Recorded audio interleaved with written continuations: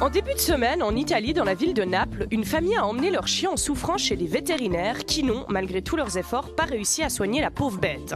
En entendant cette triste nouvelle, la famille a réagi comme toute personne normale aurait fait, c'est-à-dire en organisant un raid punitif où ils ont appelé tous leurs potes pour aller péter la gueule de chaque véto du centre avant d'essayer d'y foutre le feu. Pour ta mémoire, Titus, tu seras vengé. Bon ben, je sais ce que vous vous dites, hein.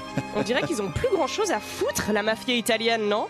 Franchement, je trouve le côté napolitain de cette histoire vraiment savoureuse, hein. Fini l'époque des gros coups de la Camorra. Maintenant, ils règlent leur compte chez le veto.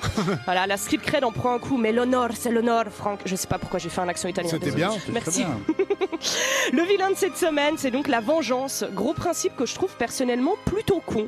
Je veux dire, déjà, quand t'as causé du tort, c'est pas facile, gros. Va te reposer, prends un peu soin de toi. Commence pas à organiser une vengeance, c'est super dur, c'est long, ça demande une organisation de fou. Tu dois aller acheter un tableau en liège pour y coller des photos et des articles de journaux, les relier avec un fil rouge. Non, faut avoir un plan, un concept. Non, mais respire, va faire un petit séjour en Thalasso, quoi. D'ailleurs, se venger, pardon, mais grand principe de mégalomane, hein. Ça veut quand même dire que tu t'es dit je vais rétablir l'équilibre de ce monde.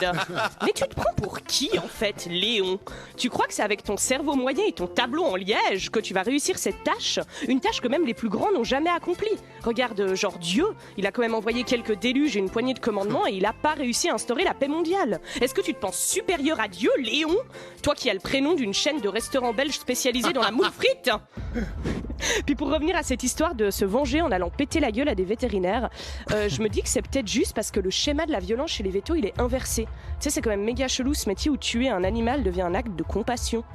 T'es là, t'achèves quelqu'un et on te félicite. Le veto, ça reste les personnels de santé qui butent le plus de monde par jour. Moi je trouve ça super inquiétant. Et quand ton traitement c'est presque systématiquement la mort, bon je veux pas donner des conseils mais peut-être qu'il y a un truc à revoir dans vos études. Puis même, être vétérinaire déjà de base, c'est un métier d'ascenseur émotionnel hyper intense, hein. Tu passes en 40 minutes de soigner un petit chaton malade trop choupi à euthanasier un vieux labrador dépressif. Moi d'ailleurs, théorie personnelle, mais je pense que le vétérinaire c'est juste un jeu grandeur nature pour enfants. Pardon, mais je trouve que c'est pas normal d'entendre des gens en chemise blanche parler du « le patient salle 4 ». Et en fait, le patient en question c'est Fluffy, un petit lapin. En vrai, être véto de manière générale, c'est quand même un métier de gens super sympas, quoi. Ceux qui rêvaient de faire ce métier quand on était gamin, on est d'accord, c'était jamais les bullies, c'était plutôt ceux qui collectionnaient des feuilles d'idole et qui avaient des sparadraps en forme d'animaux collés sur le visage. Alors allez pas leur péter la gueule, quoi, ils sont trop choupis. Surtout qu'une après-vengeance, c'est toujours une sorte de gueule de bois émotionnelle. Une fois que t'as tué ton veto, tu te dis... Ouais, je sais pas, c'était peut-être pas nécessaire non plus.